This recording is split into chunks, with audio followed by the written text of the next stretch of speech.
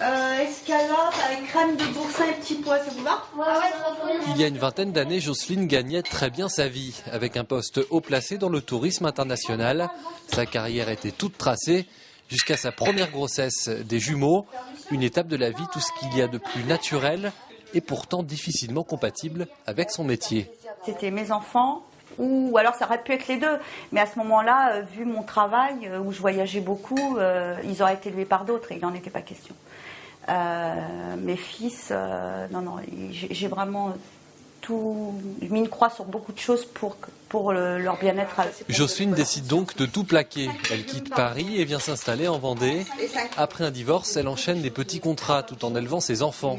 Alors la retraite, celle qui est également conseillère municipale de sa commune, ne compte pas beaucoup dessus.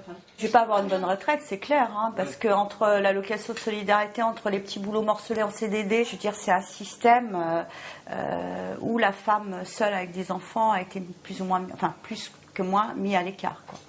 Des mères de famille qui se sentent donc oubliées. Et pourtant, et c'est là le grand paradoxe, ce sont elles qui mettent au monde les cotisants de demain. Ceux-là même qui garantissent la pérennité du système français par répartition. Il faut que ces mamans qui sont seules avec quelques aides, quelles qu'elles soient, puissent être accompagnées aussi au niveau d'un travail, parce que c'est nous qui font l'espoir de demain, puisque c'est nous qui élevons ces enfants-là, qui sont les citoyens de demain.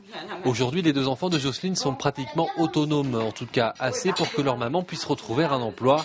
Jocelyne vient tout juste d'avoir 50 ans et devra encore travailler une dizaine d'années avant la retraite.